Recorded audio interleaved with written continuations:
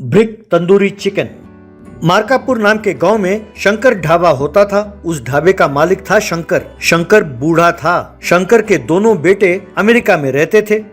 शंकर ढाबा में जीवन नाम का एक युवक काम करता था। जीवन वहां पर कई किस्म के पकवान बनाता था।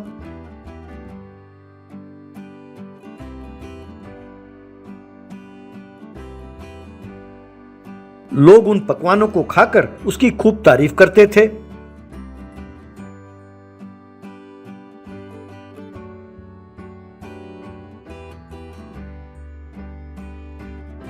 एक व्यक्ति, अरे वाह जीवन, ऐसा मटन बिरयानी मैंने पहले कहीं खाया ही नहीं, बहुत स्वादिष्ट है, कमाल हो गया भाई, मैं दूसरे गांव से तुम्हारे मटन बिरयानी खाने ही आता हूँ हर रोज। एक औरत, अरे बेटा चिकन टिक्का मसाला तो तुमने कमाल का कर दिया भाई, मैंने कई बार घर में बनाने की कोशिश की पर ऐसे चिकन टिक्का मसाला मुझसे नहीं बनता। जीवन, माँ जी, मुझे ये सब पकाना शंकर जी ने ही सिखाया है, वही मेरे गुरु हैं, मैंने उनसे ही खाना बनाना सीखा है, इस खाने का श्रेय उन्हीं को जाता है। कहकर उसने विनम्रता पूर्वक शंकर को प्रणाम किया। एक दिन शंकर एक बाप बेटे के साथ ढाबा के पास आया। शंकर, जीवन बेटा, अमेरिका में मेरे बच्चे चाहते हैं कि मैं उनके पास चला जाऊं, वो बहुत मजबूर कर रहे हैं बेटा, इसीलिए मैंने सोचा कि ये ढाबा इनको बेच दूं और अमेरिका जाकर बेटों के पास आराम से रहूं। तुम्हें कोई चिंता करने की जरूरत नहीं है, मैंने इन्हें मना लिया है, तुम ही यहाँ के रसोइये रहोगे। इस तरह शंकर अमेरिका चला गया।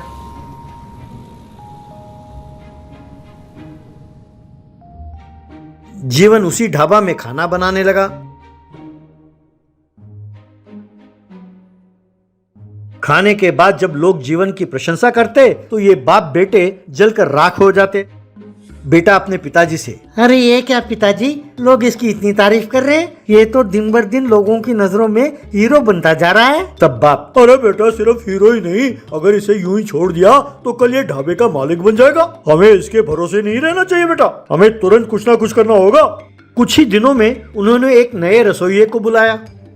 पिताजी, जीवन, अब तुम्हें यहाँ काम करने की कोई जरूरत नहीं है, तुम्हारी बहुत शिकायतें आ रही हैं, कहते हैं कि तुम खाना ठीक से नहीं बना रहे हो, तुम तुरंत यहाँ से चले जाओ। जीवन, ये क्या मालिक, सब मेरे खाने की तारीफ करते हैं और आप कहते हैं कि शिकायत कर रहे हैं, अगर यूं अचानक आप मुझे नौकरी से निकालेंगे तो मेरा गुजारा कैसे होगा मालिक। तब बेटा, अरे भीख मांग लो, हमें क्या, लोग तुम्हारी तारीफ कर रहे हैं तो तुम्हारे बस सींग निकल आए, क्यों, तुम्हें जवाब देने की हमें कोई जरूरत नहीं है, दफा हो जाओ यहाँ से। कहकर दोनों ने मिलकर उसे धक्का देकर बाहर निकाला।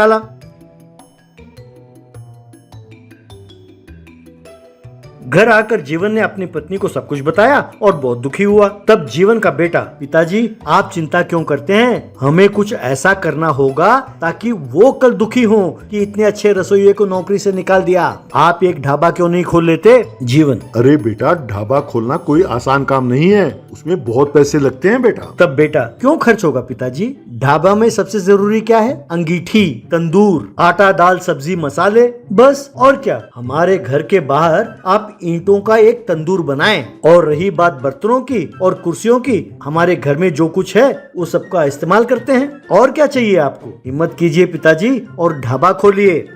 यूं जीवन ने अपने घर के बाहर ही एक बड़ा सा ईंटों का गोलाकार का तंदूर बनाया।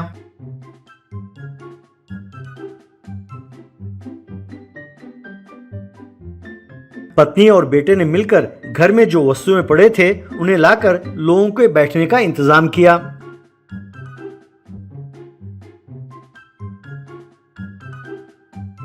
जीवन बाजार जाकर कुछ मुर्गियां खरीद कर ले आया। उसने एक मुर्गी को तंदूर के ऊपर बांधा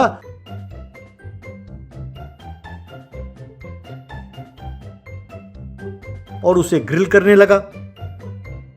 उसकी पत्नी बैम्बू चिकन बनाने लगी।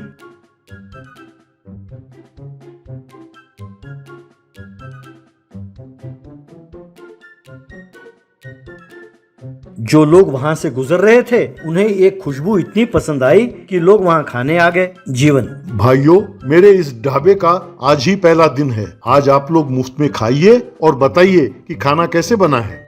कहकर उसने जो तंदूरी चिकन बनाया था उसने सबको दिया। उसे खाकर लोगों ने खूब प्रशंसा की।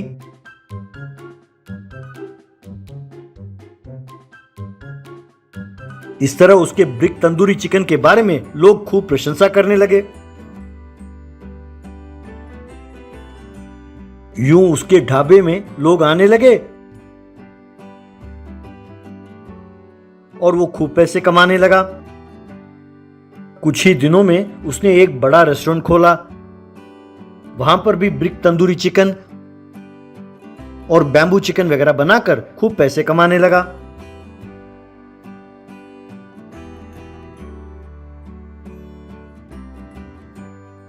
फिर जीवन ने आलीशान घर बनाया और गाड़ी खरीदा और अपने परिवार के साथ खुशी खुशी रहने लगा। वहां पर बाप और बेटे बिना कोई धंधे के अपना ढाबा बंद करके वहां से चले गए।